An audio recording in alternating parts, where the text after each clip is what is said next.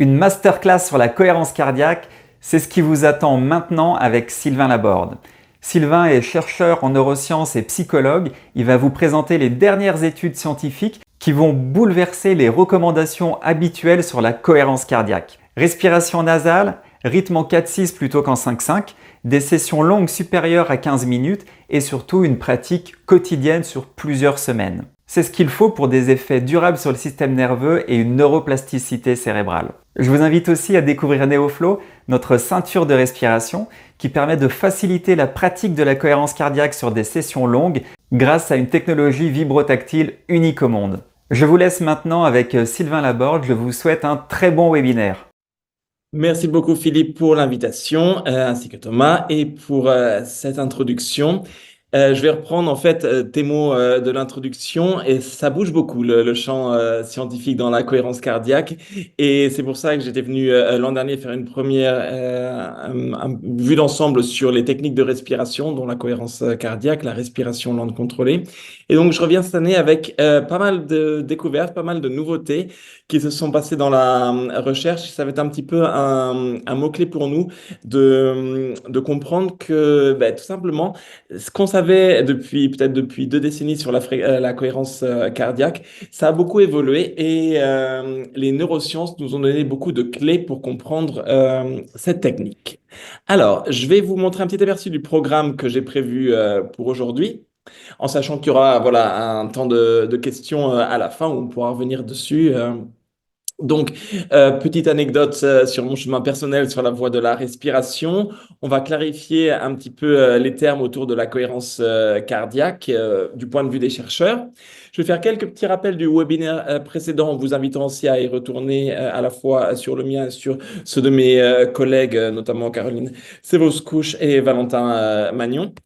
Et ensuite, on va aller découvrir ensemble les éléments en lien avec la recherche sur les neurosciences, sur la cohérence cardiaque. Donc, pour refaire un petit topo sur ma position, moi je vous accueille depuis, je suis en live, en direct depuis Cologne, dans l'ouest de l'Allemagne. C'est là où je mène mes recherches sur la variabilité de la fréquence cardiaque et sur la cohérence cardiaque depuis un peu plus d'une quinzaine d'années maintenant. Et donc, voilà, c'est des recherches que l'on poursuit. Donc, par exemple, ce matin, j'étais encore au laboratoire. On a plein de projets en cours et c'est ce que je vais vous partager aujourd'hui. Alors, pour commencer avec une petite anecdote personnelle, comment moi j'en suis venu avec ce sujet de la respiration. Donc, alors j'étais enfant asthmatique, donc une fonction respiratoire très limitée, avec toujours un tube de ventoline dans la poche. Et je remarquais bien que ma passion pour le sport en était affectée. Donc, commencer par le tennis, ensuite par le vélo, donc notamment le Mont Ventoux à 13 ans. Et là, je remarquais bien effectivement que c'était une fonction limitante chez moi. Et donc, c'est ce qui m'a appris très tôt à prendre en compte cette respiration et à me poser des questions pour voir comment je pouvais l'améliorer. Donc, j'ai poursuivi ce chemin. Voilà, je continue la métaphore du Mont Ventoux. Gravir une montagne, c'est ce qui nous rend plus grand de l'intérieur. Et donc, jusqu'à après l'âge adulte, je reviens toujours avec plaisir au Mont Ventoux. Pour ceux qui connaissent un petit peu, donc. En Provence, il y a un challenge pour les cyclistes qui est de le faire 3 fois avec les 3 chemins entre le lever et le coucher du soleil. Et donc, j'adore y revenir à cette occasion. Alors, ça, c'était ma petite histoire personnelle. Et un autre aspect de mon histoire personnelle qui m'a poussé vers la cohérence cardiaque, la respiration lente contrôlée, c'était la finale de 2006 entre la France et l'Italie, la Coupe du Monde. Et c'est là où on a tous en mémoire le coup de tête de Zinedine Zidane. Donc, on va se le repasser. Ça va raviver des souvenirs. Il accroche Zidane. Zidane lui fait remarquer. Mais pourquoi? Mais pourquoi? Mais pourquoi? Donc, cette interrogation, pas seulement pour moi, pour beaucoup de gens sur cette planète, pourquoi le meilleur joueur du monde à cette époque peut arriver à faire un tel geste dans un moment si crucial pour sa carrière? Donc ça m'a bien questionné. Et donc, en tant que chercheur aspirant, je me suis posé pas mal de questions à ce sujet. Et donc, j'ai essayé d'y répondre dans une première thèse en STAPS sur la nature des mécanismes psychophysiologiques qui avaient pu sous-tendre geste de Zidane.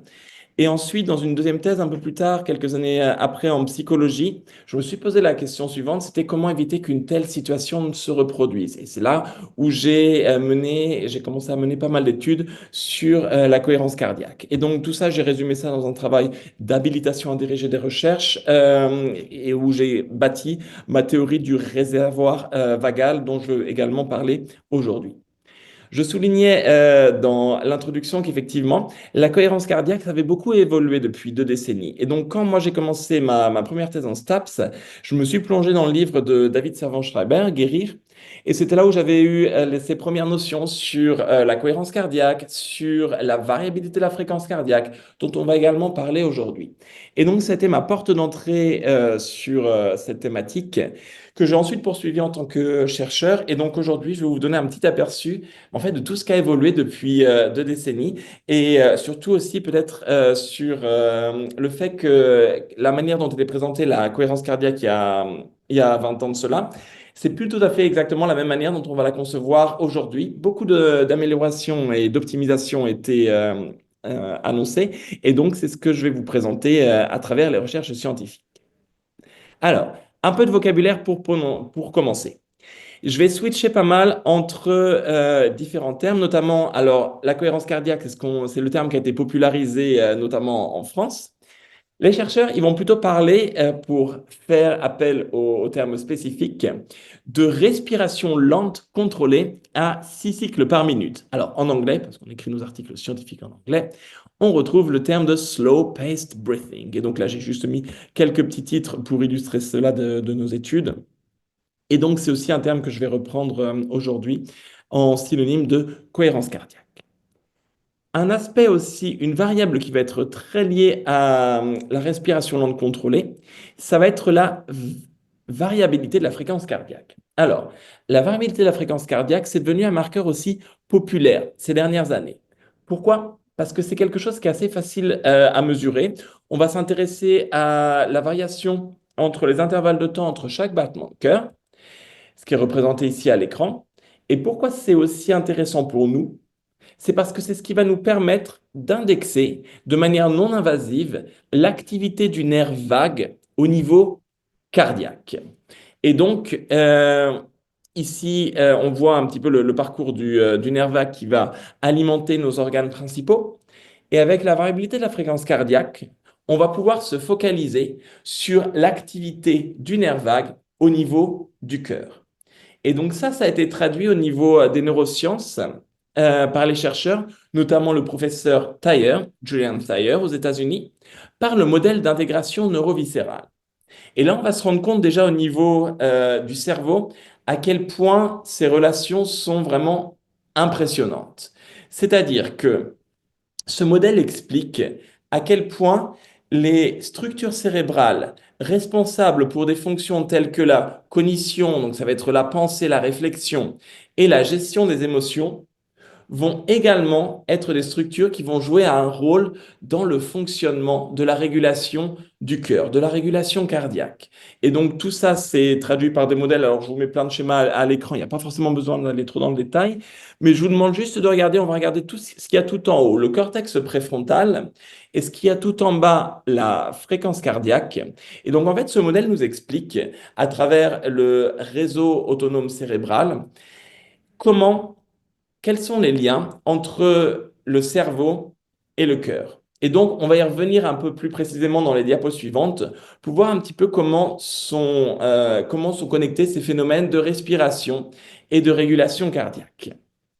Donc, ici, on va tout d'abord continuer à clarifier un petit peu le vocabulaire en parlant de l'arythmie sinusale respiratoire. Un mot un petit peu compliqué, mais pour comprendre ce que ça veut dire, je vous invite tout simplement à prendre votre pouce, soit ici au niveau du poignet, soit au niveau de la carotide ici, au niveau du cou, et je vais vous demander un petit peu d'exagérer votre inspiration et votre expiration. C'est-à-dire, on va inspirer, on va expirer, et vous regardez ce que ça fait au niveau de votre pouls. On continue, on le fait 2, 3 fois.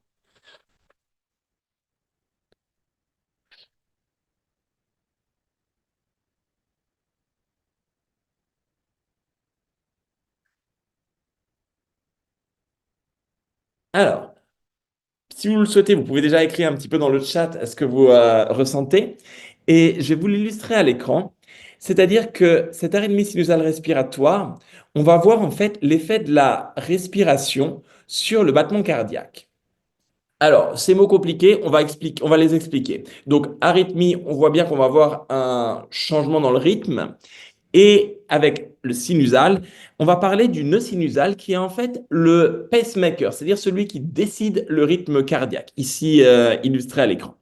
Et donc, en fait, on va voir que, avec la métaphore de la voiture, avec la respiration, on va pouvoir, avec l'inspiration, accélérer notre fréquence cardiaque, donc appuyer sur la pédale d'accélérateur.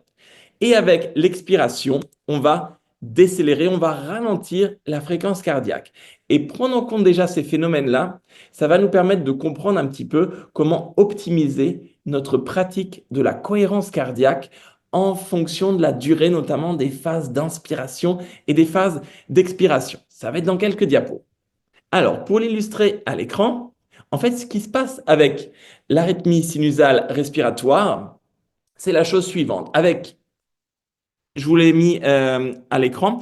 Donc, sur la partie supérieure, on va avoir au repos une fréquence cardiaque qui va évaluer un peu de manière chaotique, alors que dès qu'on va introduire la cohérence cardiaque, la respiration lente contrôlée, on va avoir vraiment ces vagues à l'écran, ces ondes.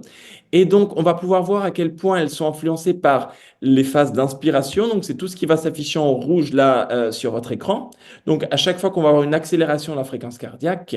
Et ensuite, les phases d'expiration, c'est toutes les flèches bleues où on va du coup diminuer la fréquence cardiaque. Donc ça, c'est pour illustrer le phénomène d'arythmie sinusale respiratoire. Par la suite de mon travail, j'ai cherché avec mes collègues à Cologne et ailleurs dans le monde à essayer d'établir la carte des connaissances donc sur la cohérence cardiaque, sur la respiration lente contrôlée. Ça nous a poussé à faire ce qui s'appelle dans la recherche une méta-analyse, c'est-à-dire qu'on va faire un petit peu un panorama d'ensemble de toutes les études sur le sujet qui ont été publiées jusqu'à une certaine date. Et ici, donc, sur cette méta-analyse publiée en 2002, jusqu'en 2002, on avait depuis les années 80, donc un peu plus de 40 ans, en tout, on a dénombré 223 études de qualité suffisante pour les inclure qui avait donc cherché à étudier l'effet de la cohérence cardiaque, la respiration lente contrôlée sur le nerf vague, indexé par la variabilité de la fréquence cardiaque. On s'était notamment intéressé à ces effets, que ça soit pendant, juste après ou après un certain nombre de sessions, une intervention un peu plus longue. Qu'est-ce qu'on a trouvé avec cette méta-analyse? Donc, si on fait en fait un petit résumé de toutes les études sur le sujet de la cohérence cardiaque depuis les années 80, bien, on s'aperçoit des choses suivantes. Les effets les plus importants, c'est pendant la pratique. C'est-à-dire, pendant que je le fais, c'est comme un petit peu appuyer sur le bouton d'interrupteur pour la lumière. Ça va vraiment être un signal on pour l'activation du nerf vague. Quand je vais arrêter, donc juste après la pratique de la cohérence cardiaque, il va me rester un petit résidu. Donc, il va me rester un petit résidu d'activation sur le nerf vague. Et ce qui est assez fascinant, c'est que si j'introduis un programme de longue durée, donc on va parler à partir de 4 et 8 semaines, une pratique quotidienne, eh bien là, j'aurai même des effets, pas seulement quand je le fais, mais également au repos. Et donc, pourquoi ça c'est assez fascinant? C'est parce que c'est là où on va commencer à comprendre que la pratique régulière de la cohérence cardiaque, ça va vraiment contribuer à façonner notre corps, notre organisme, notre cerveau. Et dans les diapos suivantes, je vais vous montrer en fait à quel point la pratique de la cohérence cardiaque, ça va contribuer à sculpter notre cerveau et notamment la connexion entre nos aires cérébrales. Donc, tout ça, on avait déjà raconté un petit peu l'état des lieux avec ma collègue Caroline Sevos-Couch. Dans un autre article, on avait fait un petit peu là, un état des lieux de la recherche en neurosciences publié en 2022. Et donc, ça, je l'avais déjà un petit peu abordé et ma collègue également dans les webinaires précédents. Donc, je vais vous montrer un petit peu les nouveautés qu'il y a eu depuis, mais pour synthétiser un petit peu ce qu'on avait dit dans cet article. En fait, pour bien comprendre l'effet de la cohérence cardiaque, on va s'intéresser à ce qui se passe dans le corps, notamment au niveau de la pression artérielle. Et ici, je vais introduire deux types d'ondes qui se passent dans le corps. On va avoir d'un côté ce qui s'appelle les ondes de Mayer, qui sont des ondes, des oscillations intrinsèques de la pression artérielle quand on respire à 6 cycles par minute. Je vous les ai mis ici en orange. Donc ça va être déterminé par donc la pression artérielle et notamment ce qu'on va appeler le baroréflexe, les récepteurs sensibles à la pression. D'un autre côté, on va avoir des ondes spécifiques qui vont s'appeler les ondes de Traube-Hering, qui sont introduites par la respiration. Et donc, ça va être des fluctuations de la pression artérielle qui vont dépendre de la respiration. Je vous les ai mis ici en bleu.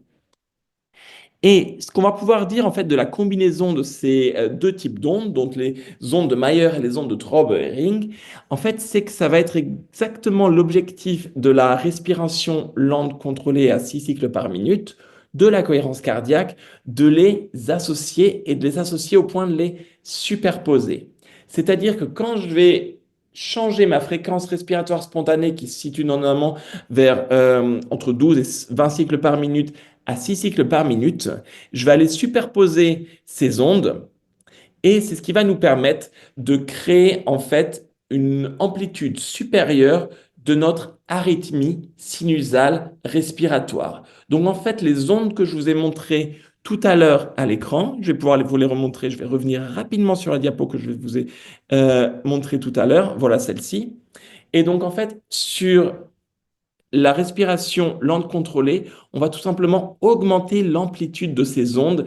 Et l'augmentation de l'amplitude de ces ondes, ça va être lié à une stimulation supérieure du nerf vague.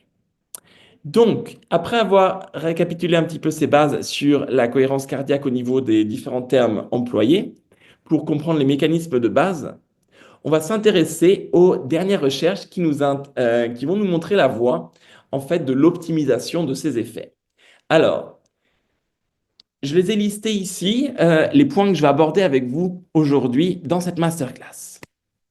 On va rappeler brièvement que la phase d'expiration doit être plus longue que la phase d'inspiration. J'avais expliqué ça aussi la dernière fois. Donc, pour faire simple, c'est-à-dire qu'on va vraiment favoriser une phase d'expiration plus longue. Donc, on va privilégier par exemple le 4-6 plutôt que le 5-5 qui avait été popularisé initialement. Là, je parle de la durée en secondes. Ensuite, on va privilégier l'inspiration par le nez, qui va nous activer le cerveau d'une bien meilleure manière que si on inspirait par la bouche. On va chercher à faire la cohérence cardiaque pour une durée plus longue que peut-être ce qui a été initialement annoncé. Donc, on va recommander une pratique au moins à 15 minutes à la suite. Et ensuite, je vous mets en rouge les nouvelles questions qu'on va aborder aujourd'hui. Notamment, il y a une étude très sympa de collègues autrichiens qui a combiné la cohérence cardiaque avec l'activation du plancher pelvien. Et on va voir ce que ça a fait ce que ça a donné comme résultat. Une autre question qu'on va aborder, c'est un petit championnat. Il y a une étude qui a fait une petite compétition entre différentes méthodes de respiration lente contrôlée. Et donc là aussi, il y a eu un vainqueur et on va voir qui a été le vainqueur de cette petite compétition. Ensuite, je vais vous parler de la police du cerveau et on va voir si la cohérence cardiaque, c'est un bon moyen ou non d'activer notre police du cerveau. Le point numéro 7, je vais vous parler de la métaphore des autoroutes dans le cerveau qui sont créées grâce à la pratique de la cohérence cardiaque. Et pour terminer, je vais vous parler de nouveaux appareils qui sont en cours de développement, qui sont déjà sur le marché, qui cherchent à stimuler le nerf vague d'une autre façon. Et là aussi, il y a eu des petites compétitions, des études qui ont mis les deux techniques en compétition. Et on va voir qui a été le vainqueur de ces compétitions. Alors, je fais un petit rappel rapide, j'ai remis les références sur les slides, mais si on reparle par exemple de l'inspiration nasale, je vous avais parlé d'une étude notamment qui montrait à quel point ça allait activer les fonctions cognitives au niveau des réseaux émotionnels beaucoup plus que par la bouche. Alors ensuite, on avait l'aspect de la durée. Et là, je vous avais parlé d'une étude réalisée avec mes collègues Canet, j'en profite pour les saluer, ils nous écoutent très certainement aujourd'hui, Fabrice Dosville et Mignou, où on avait testé en fait la durée l'effet de la durée d'une session de cohérence cardiaque et testé entre 5, 10, 15 et 20 minutes. Et on s'était aperçu qu'en fait, que plus on faisait de la cohérence cardiaque à la suite, plus on allait entraîner une différence au niveau de la fréquence respiratoire spontanée à la fin. Qu'est-ce que ça veut dire? En gros, c'est plus longtemps je pratique, plus je vais diminuer ma fréquence de respiration naturelle, et c'est ça qui va créer les effets à long terme. Le point suivant, et là on passe un petit peu aux nouveautés de la recherche, et c'est là où je vais parler en fait de nouvelles études assez fascinantes qui contribuent un petit peu à révolutionner la manière dont on pratique la cohérence cardiaque. Donc, je vais vous parler de mes collègues autrichiens. Je sais que Joseph peut-être nous écoute aussi aujourd'hui. Donc, Joseph fait actuellement sa thèse à l'université de Graz en Suisse. Et donc, il a mis en place le protocole suivant, qui était, en parallèle à la pratique de la cohérence cardiaque, d'activer le plancher pelvien qui se situe ici. Et donc, Joseph a eu la gentillesse de me passer des slides où j'avais pu assister à une de ces présentations. Et on va résumer de manière assez simple, en fait, les découvertes qu'il a pu effectuer pendant ses recherches. Et il a pu voir qu'en fait, qu'en combinant l'activité d'inspiration avec une activation du plancher pelvien, on va chercher à le soulever, eh bien, on va pouvoir améliorer les résultats de la cohérence cardiaque. Et donc, je vais passer rapidement sur les raisons physiologiques qui peuvent expliquer ces résultats, mais pour vous permettre en fait déjà de les visualiser, ces résultats, il y a une balançoire à l'écran et j'avais trouvé ça sympa, sa métaphore aussi. C'est parce qu'en fait, ce qu'on essaie de faire avec la cohérence cardiaque, c'est de provoquer des oscillations de plus en plus hautes. Et en fait, qui ont une amplitude de plus en plus grande. Et en fait, ces amplitudes, il a pu montrer qu'en combinant l'activation du plancher pelvien et la phase d'inspiration, on a pu provoquer une amplitude plus grande lors de la cohérence cardiaque. Vous les voyez ici à l'écran. Et en fait, ce que vous allez voir en gris, ça va être les intervalles entre les battements cardiaques qui suivent une respiration au repos. Ensuite, je provoque déjà des oscillations en bleu quand je fais une respiration standard de cohérence cardiaque à 6 cycles par minute. Et en pointillé, en rouge, c'est quand je vais rajouter l'activation du plancher pelvien. Et donc, l'explication que je vais pouvoir vous résumer, c'est la suivante en fait. En relevant le plancher pelvien, ça va permettre une optimisation combinée de l'activation du diaphragme qui va permettre en fait un stimulus supplémentaire sur la régulation de la pression artérielle, notamment, et donc aussi un changement au niveau du retour veineux. Et c'est ce qui va permettre de provoquer ces oscillations plus grandes de pression artérielle observées et qui vont aussi découler sur une amplitude plus grande au niveau des oscillations de la fréquence cardiaque, ce que je vous présente actuellement à l'écran. Donc ça, c'est directement les résultats de l'étude des collègues de l'Université de Graz en Autriche. Et donc, ce qu'on peut retenir, si je reviens à la diapo principale d'illustration, c'est que quand on va aller mobiliser le plancher pelvien en combinaison avec la cohérence cardiaque, eh bien, tout simplement, on va pouvoir atteindre une stimulation supplémentaire du nerf vague. Donc, game changer numéro 1. Il y en aura d'autres aujourd'hui. Et le point suivant que je vais aborder avec vous, je vais l'appeler pour la raconter de cette manière-là, cette compétition organisée entre différentes méthodes de respiration lente. Donc, je suis parti sur les JO de Paris, j'ai appelé ça les JO de la respiration lente contrôlée. Et donc, en fait, ce sont des collègues de l'université de Rutgers aux États-Unis donc notamment de Yoshua Marchand, Ina Kazan. Et donc, ces collègues ont introduit ces 4 techniques de respiration que je vais vous présenter à l'écran. La compétition consistait à tester donc la respiration de cohérence cardiaque 4-6, dont je viens de vous parler, avec le 5-5, qui était la forme traditionnelle effectuée depuis 2 décennies. Avec une respiration qu'on retrouve pas mal dans la pratique et qu'on voit pas mal circuler sur les réseaux sociaux, qui est la respiration carrée, box breathing, et là qui demande en fait pas seulement d'inspirer et d'expirer, mais aussi de retenir sa respiration entre les phases d'inspiration et d'expiration et entre les phases d'expiration et d'inspiration. C'est ce qu'on voit à l'écran. Et une autre technique populaire qui est la 4-7-8, donc 4 secondes d'inspiration, 7 secondes de rétention, donc d'apnée, et ensuite expirer pendant 8 secondes.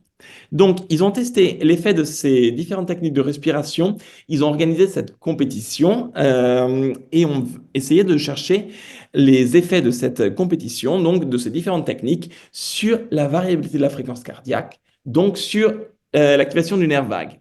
Et ici, ce qui a été assez frappant, c'est qu'il y a eu une technique qui est sortie du lot, et c'est tout simplement la cohérence cardiaque à 4-6. C'est-à-dire quand on a une phase d'expiration plus longue que la phase d'inspiration. Et en fait, cette respiration en 6 cycles par minute, que ce soit à 4-6 ou 5-5, ça s'est également révélé supérieur à la respiration carrée, box breathing, et à la respiration en 4-7-8. Et en fait, ça s'explique par le fait que la respiration, la cohérence cardiaque, c'est vraiment la technique qui permet le plus de stimuler le nerf vague grâce à la génération de ces amplitudes que je vous ai présentées auparavant. Donc, la médaille d'or pour filer ma métaphore des Jeux Olympiques revient à la cohérence cardiaque avec 4-6. Et en fait, ça, je peux déjà vous l'annoncer, c'est une étude. Donc, c'est qu'une étude pour le moment, mais on prévoit déjà en fait de la répliquer parce que c'est comme ça dans la recherche.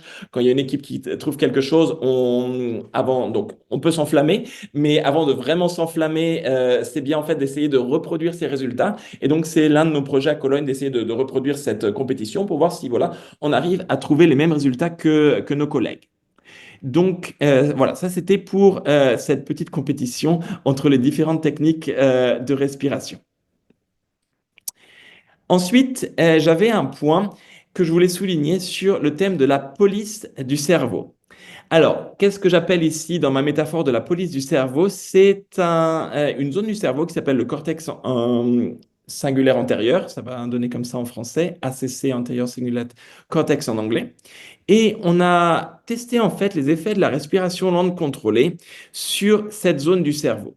Cette zone du cerveau, elle sert notamment à nous dire, à nous prévenir quand on vient de faire une erreur et qu'on s'apprête à en refaire une, pour dire attention, concentre-toi et essaye de faire mieux la prochaine fois. Donc voilà, ça c'était pour les bases de cette étude.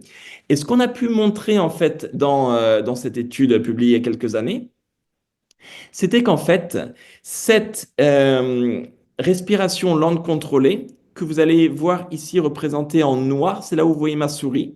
Donc, il va falloir comprendre le graphique d'un sens inverse, c'est-à-dire en gros, plus la ligne va vers le bas, plus la police va être activée. Et donc ici, on a pu montrer que dans une condition où nos participants faisaient de la respiration lente contrôlée, de la cohérence cardiaque, en faisant des tâches d'inhibition, de contrôle de soi, on a vu qu'ils étaient ils avaient beaucoup plus tendance à se concentrer parce qu'on on avait réussi, grâce à la pratique de la cohérence cardiaque, à activer cette zone de la police du cerveau.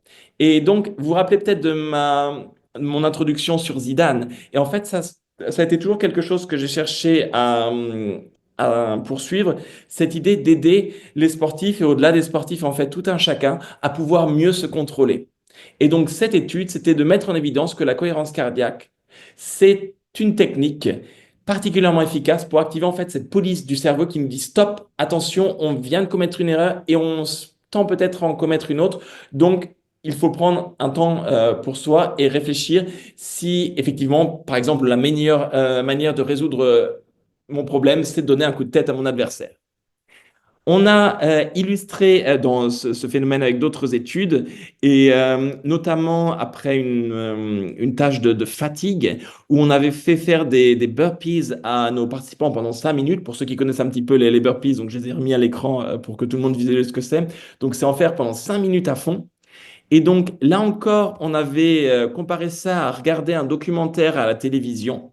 Et donc on a pu montrer qu'après avoir fait ces burpees, les, euh, les sportifs qui avaient fait de la cohérence cardiaque, de la respiration lente contrôlée, ben, se sont révélés meilleurs sur une tâche d'inhibition, de contrôle de soi. Donc là encore, une illustration de l'activation de la police du cerveau qui nous permet de mieux nous contrôler.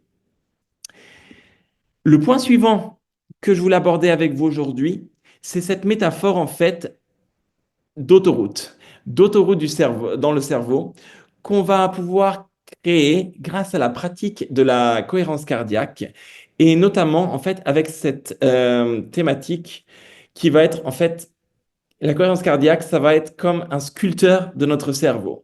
Ça va engendrer une plasticité cérébrale à la fois au niveau structurel et au niveau fonctionnel. C'est-à-dire on va aller changer l'aspect de certaines zones du cerveau. Alors là, je vais vous dire aussi les protocoles qui ont été mis en place et on va changer aussi leurs relations. Donc, là-dessus, je me base. Alors, j'aurais plein d'études à vous montrer. Je clique rapidement, mais ça mériterait de s'apesantir sur chacune d'entre elles, notamment de saluer le travail de mes collègues aux États-Unis dans le laboratoire de Jack Feldman, qui nous a apporté beaucoup de connaissances sur la manière dont le rythme respiratoire est généré, et notamment sur ses liens avec la cognition. Donc, je passe rapidement sur cette étude, mais on va s'apesantir en fait sur une étude suivante qui a été réalisé notamment dans un scanner pour faire une IRM. Et donc là, on s'est aperçu que la pratique de la cohérence cardiaque, ça permettait, en comparaison en fait avec une fréquence naturelle de respiration, d'activer certaines zones du cerveau que je vous résume dans le tableau suivant qui vont être notamment liées au tronc cérébral, donc à la régulation du réflexe cardio-respiratoire. On va aussi parler de l'équilibre neurovégétatif. On va aussi parler de régions comme l'insula qui nous permettent de développer une connaissance, des sensations approfondies de notre corps, de ce qu'on appelle l'interoception.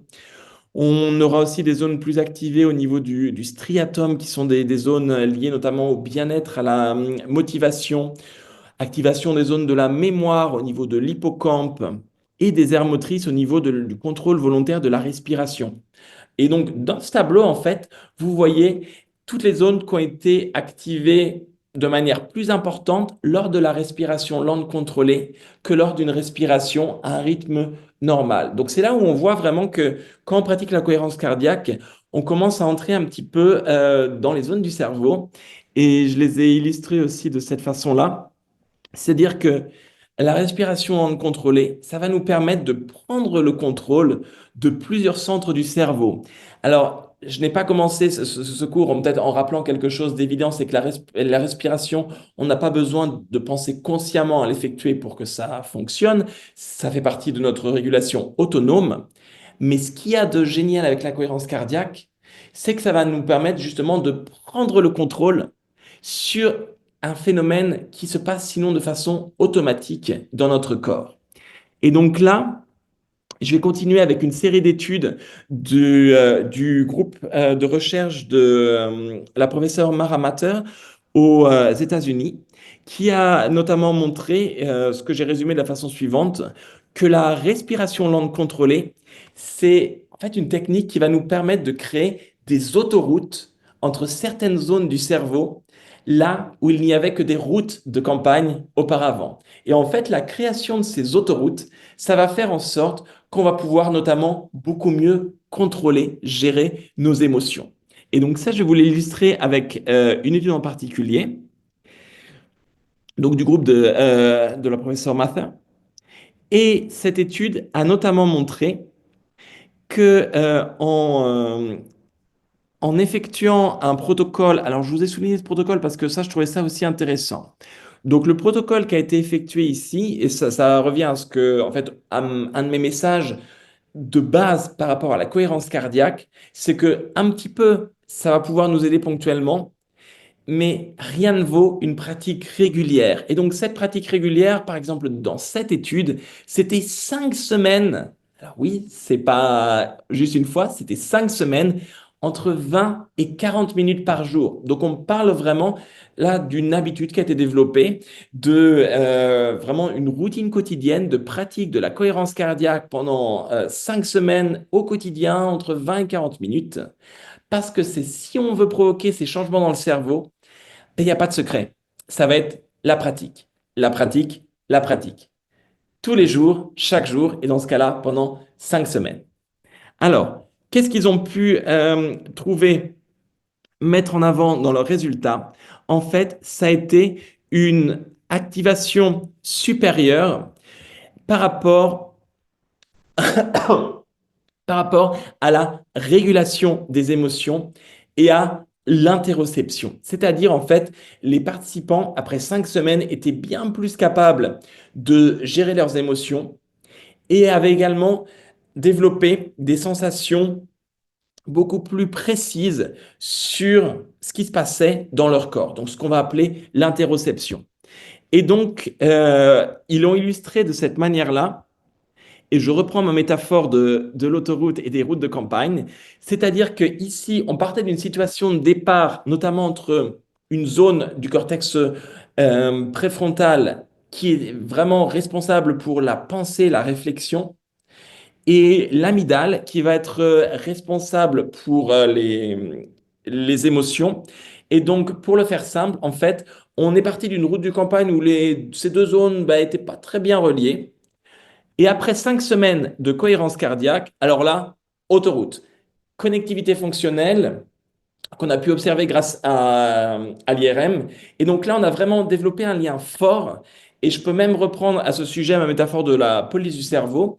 Donc, l'amygdale, c'est notamment ce qui réagit quand, c'est notamment ce qui réagit quand, dans des situations de peur, etc., des fois un peu irrationnel. Et donc là, d'avoir développé cette autoroute, c'est ce qui nous permet de dire stop, t'inquiète pas, tout va bien se passer. Et donc voilà, ça c'était l'illustration de 5 semaines de cohérence cardiaque. Et une autre étude, tout de suite après, qui a suivi du groupe de la professeure Mather, c'est la plasticité cérébrale, et je l'appelais comme ça, qui nous fait voir la vie en rose. Alors, j'ai bien pensé qu'avec un public majoritairement francophone, j'allais pouvoir faire appel à cette référence aujourd'hui.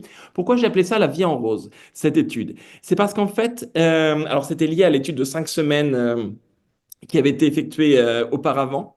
Et donc, ils ont pu montrer dans cette étude que avoir fait 5 semaines de cohérence cardiaque, donc 20 à 40 minutes par jour, ça augmentait le nombre de biais mémoriels positifs. En d'autres termes, j'ai des souvenirs plus positifs quand j'ai fait de la cohérence cardiaque, 5 semaines de cohérence cardiaque, que si je n'en ai pas fait, si j'avais fait une condition contrôle à la place. Donc ça, c'est vraiment des résultats assez impressionnants de voir les changements qu'on peut provoquer dans le cerveau en faisant un protocole à long terme de cohérence cardiaque.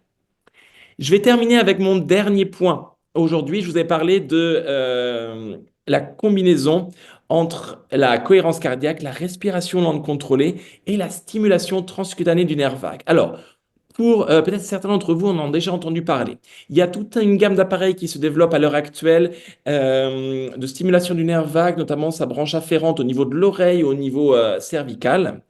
Et donc, ça a inspiré beaucoup les recherches. On a notamment à l'Université du sport été les premiers à tester en fait ces appareils dans le domaine du sport, avec mon doctorant Uri Borges ici à l'écran. Et donc, l'idée en fait de cette technique, c'est que ça va pouvoir aller stimuler le nerf vague de façon différente de ce qu'on fait avec la cohérence cardiaque. Donc là, je passe rapidement sur les mécanismes d'action. Je pourrais éventuellement y revenir pendant la session de questions. Mais ce qui a été testé, là aussi, les chercheurs aiment bien faire des petites compétitions entre les méthodes. Et là, c'est une compétition entre la cohérence cardiaque et ces appareils de stimulation transcutanée du nerf vague, que j'appelais le combat des chefs. Voilà.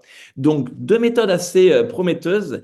Et là encore, en fait, un vainqueur clair, donc c'est une étude de collègues polonais, un vainqueur clair qui était le suivant, c'est-à-dire que si je combine la cohérence cardiaque et cette stimulation transcutanée du nerf vague, eh bien, je m'aperçois que ce qui se passe, c'est que tout simplement, la majorité des effets sur le nerf vague sont à expliquer par l'intermédiaire de la cohérence cardiaque et que cette stimulation transcutanée du nerf vague va avoir très peu d'effets sur la stimulation du nerf vague que l'on peut mesurer au niveau de la variabilité de la fréquence cardiaque.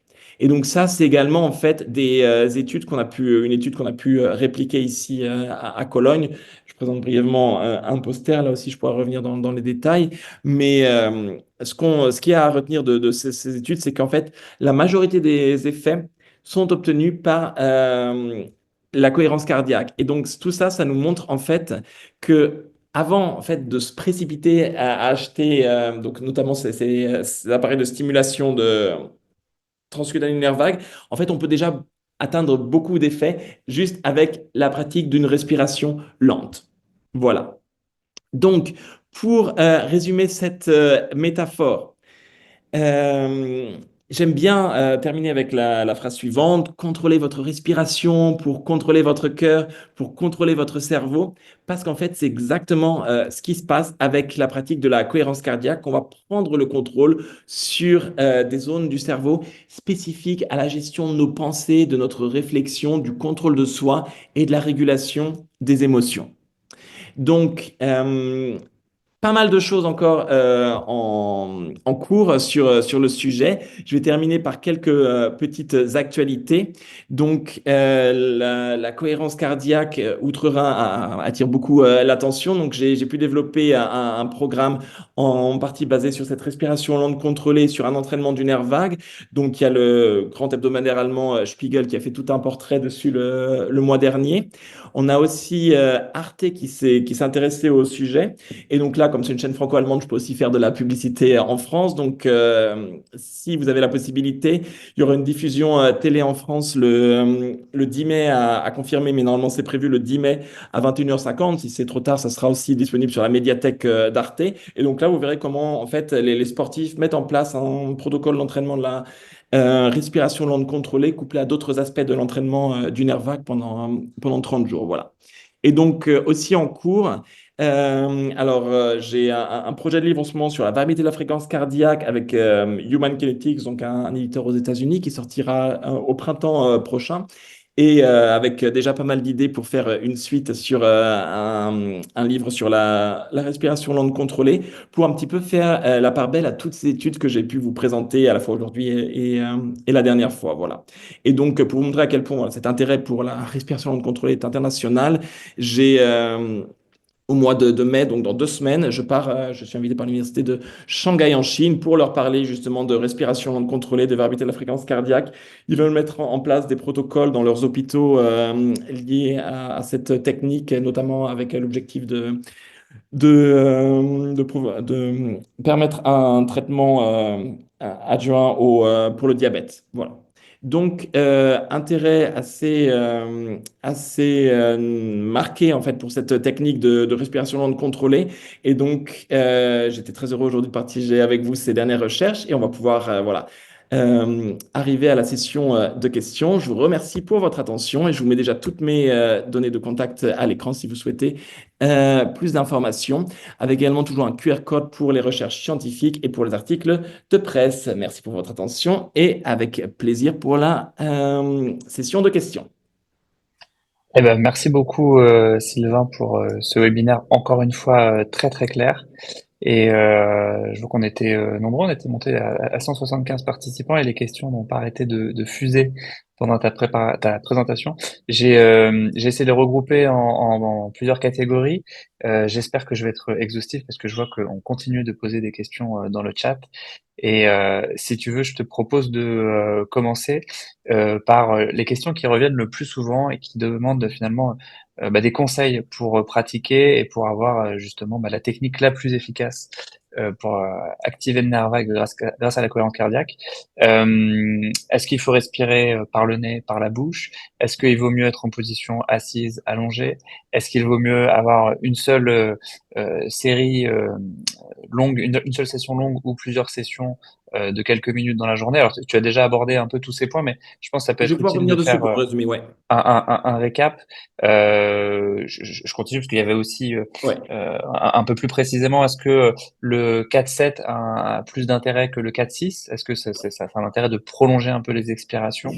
Et puis après aussi beaucoup de questions sur l'activation du plancher pelvien dont tu as parlé, parce que quelqu'un soulignait que il y avait comme un doute sur le fait qu'il fallait contracter le plancher pelvien à l'inspiration et non à l'expiration. Donc voilà, si tu peux nous faire un petit récap et puis une petite explication un peu sur le plancher pelvien Voilà. pour commencer ces sessions questions-réponses. Voilà. Alors, je peux reprendre dans l'ordre ou dans le désordre et tu vas me reprendre à la fin si j'en ai oublié. Alors, on va reprendre les mécanismes de base de la cohérence cardiaque. Donc, pour être le plus efficace, pour activer le nerf vague, ce que les études ont montré. Alors, déjà, au niveau de... je reprends les diapos les unes après les autres. Au niveau de l'inspiration, on va privilégier une inspiration nasale. Pourquoi? Ça rend l'air plus chaud, plus humide, ça le filtre et ça va être en lien avec des zones du cerveau qui vont être en lien avec la cognition et les émotions. Et donc, en fait, on va avoir plus d'avantages à inspirer par le nez que par la bouche. Ensuite, au niveau de la durée, on va conseiller, alors il y a beaucoup de protocoles de sortie, mais si on veut vraiment en fait appuyer, avoir le maximum d'effets, si on n'a pas beaucoup de temps, on peut avoir quelques minutes, mais en fait, les recherches ont montré qu'on va vraiment avoir des résultats sympas qui durent plus dans le temps à partir de 15-20 minutes de pratique. Donc ça, c'est ce que les protocoles soulignent. Donc on va chercher vraiment à allonger cette durée. Au niveau de la pratique également, on va toujours chercher à... Je m'éloigne un petit peu de l'écran pour qu'on voit ça. En fait, pour avoir l'activation du diaphragme, on va chercher à sortir le ventre à l'inspiration, à le rentrer à l'expiration, de manière à avoir une optimisation de l'utilisation du diaphragme qui va permettre de faire rentrer l'air à l'inspiration, de le faire ressortir à l'expiration avec le moindre effort. Et c'est aussi en lien avec des questions de gestion de la pression.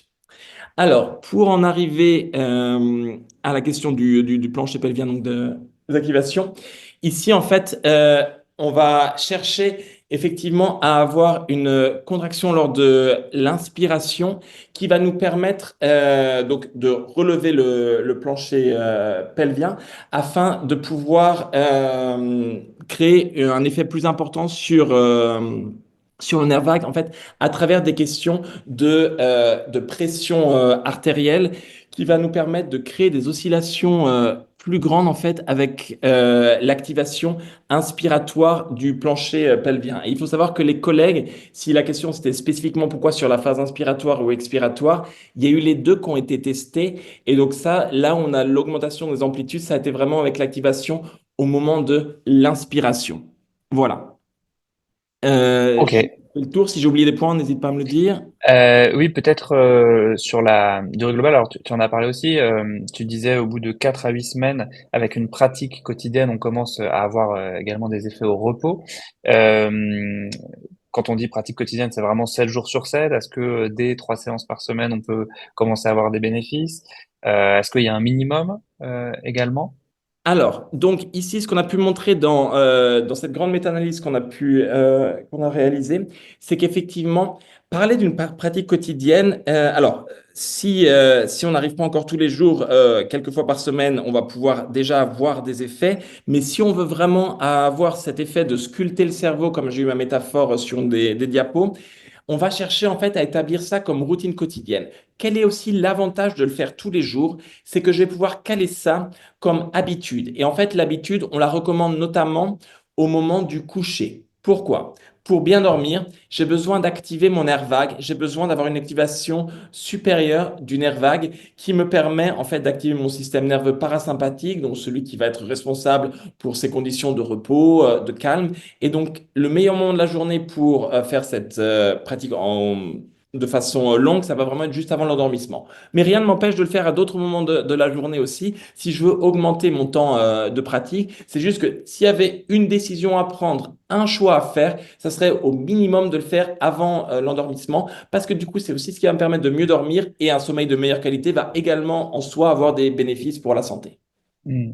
Effectivement, ça avait été posé dans le chat. Quelqu'un demandait s'il valait mieux le faire le matin. Est-ce qu'il y a un maximum à ne pas dépasser sur les séquences?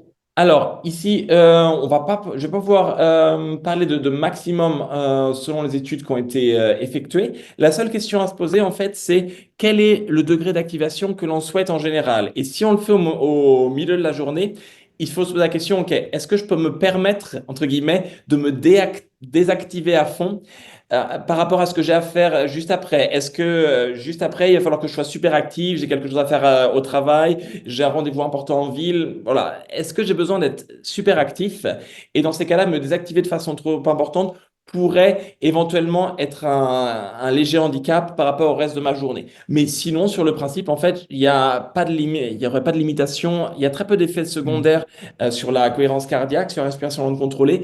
Les effets secondaires principaux sont liés au risque potentiel d'hyperventilation, c'est-à-dire que si j'ai une respiration en fait trop profonde, qui se calibre assez rapidement, en fait, dès qu'on voit qu'une personne peut avoir un petit peu la tête qui tourne, etc., donc les gens lui disent, voilà, tu arrêtes, on fait une petite pause, et surtout, on va repartir sur une respiration plus superficielle, et c'est là où on va, dans l'entraînement à la respiration, apprendre à différencier, apprendre à dissocier ces deux aspects, la profondeur de la respiration et la fréquence. Je peux respirer lentement, à 6 cycles par minute, comme avec une profondeur importante,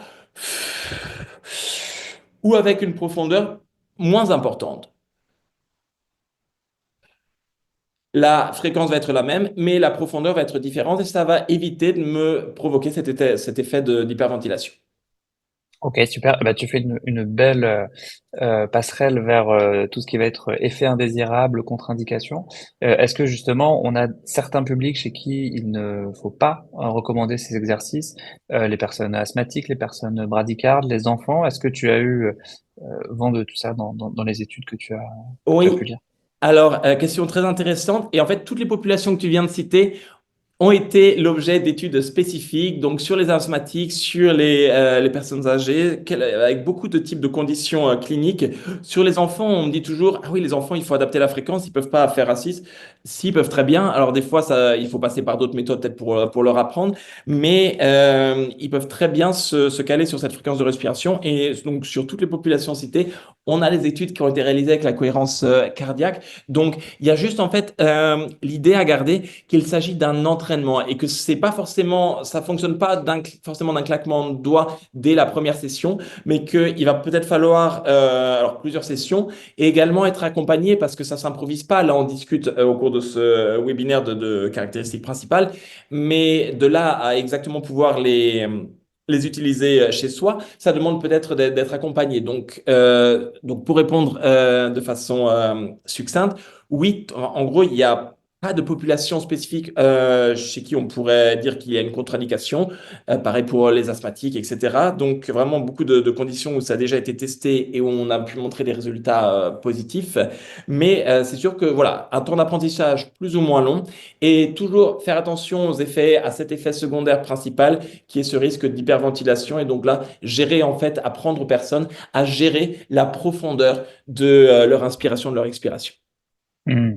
Bah merci, très clair. Je vois qu'il reste 2 minutes. J'ai peut-être encore deux types de questions. La première sur bah, les pathologies, les maladies sur lesquelles on pourrait, en théorie ou en pratique, avoir un effet positif grâce à la cohérence cardiaque, notamment toutes les maladies qui vont impliquer le système nerveux autonome, sympathique ou parasympathique, avec par exemple des hyperactivations du système sympathique, avec des tachycardies orthostatiques qui ont été euh, dont quelqu'un a parlé dans les commentaires, pardon. Toutes ces maladies-là, l'apnée du sommeil aussi, quelqu'un qui demandait, les troubles de la mémoire et pathologies type maladie d'Alzheimer, et enfin la douleur. Alors, sur la douleur, j'ai vu qu'il y avait pas mal de choses. Sur les troubles de la mémoire, il y a notre ami Valentin qui travaille là-dessus activement. Je ne sais pas si sur les maladies du système nerveux autonome, toi, tu as vu des choses, Sylvain? Oui, alors en fait, c'est bien d'avoir ça aussi en conclusion. Pourquoi? Parce que, en fait, avec la cohérence cardiaque, ce qu'on va faire, c'est que ça va contribuer à une régulation de notre système nerveux autonome. Pour bien comprendre, en fait, notre système nerveux autonome, on a toujours une activation supérieure du système nerveux parasympathique. Donc, en gros, on est toujours sur le frein. C'est comme si dans une voiture, on a toujours la pédale de frein activée ou sur un vélo, on est toujours en train de serrer les freins. Ça, c'est quand ça fonctionne bien. Mais dans beaucoup de maladies, en fait, donc ça va être un des symptômes, soit majeur, soit mineur, mais c'est souvent lié, en fait, à pas mal de maladies qui aura un souci sur le frein. Et donc, ce frein, en gros, la cohérence cardiaque nous aide à, alors ça serait, c'est peut-être la métaphore un peu loin, mais ça serait un petit peu dans l'idée de réparer le frein et donc en réparant le frein, de rééquilibrer notre système nerveux autonome en réactivant ce système nerveux parasympathique de façon continue, jour après jour, afin de le rétablir autant que possible dans son bon fonctionnement. Donc oui, il y a toute une gamme de pathologies qui ont un lien, encore une fois, plus ou moins important avec le système nerveux autonome, mais où on a pu montrer que la pratique de la cohérence cardiaque, donc de la respiration lente contrôlée, a pu provoquer non seulement une activation plus élevée du nerf vague, mais ça s'est traduit dans des bénéfices par rapport aussi aux symptômes associés à ces maladies. Super clair.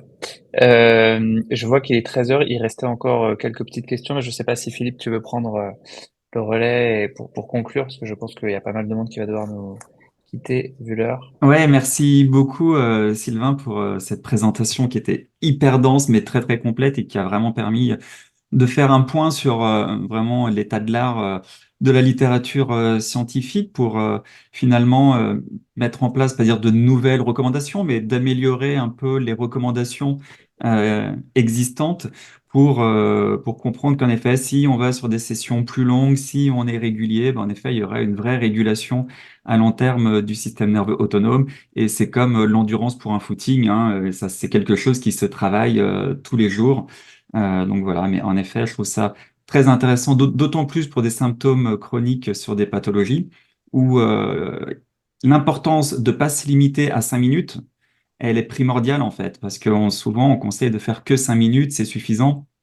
Mais en fait, tu l'as très bien démontré, et c'est encore plus vrai pour des symptômes chroniques, il faut pouvoir stimuler ce système nerveux autonome beaucoup plus longuement, sur des sessions de 15, 20, voire 40 minutes, tous les jours pour avoir une meilleure régulation du système nerveux autonome. Donc ça, c'est des éléments extrêmement importants parce que c'est la science, ce sont les études qui permettent de mettre ça en avant. Ça ne veut pas dire qu'il faut plus faire des sessions de 5 minutes, on fait en fonction de ses capacités, mais ça permet d'avoir une vision différente, de se dire bah, pourquoi pas prolonger un peu cet exercice-là, pas se limiter à 5 minutes, prolonger cet exercice pour apprécier des bénéfices différents.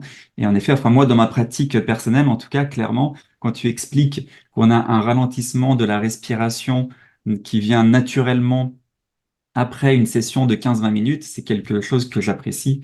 Clairement, à chaque fois que je fais des sessions longues, je me rends compte que ma respiration, elle est plus naturellement lente et profonde, ça reste dans le temps.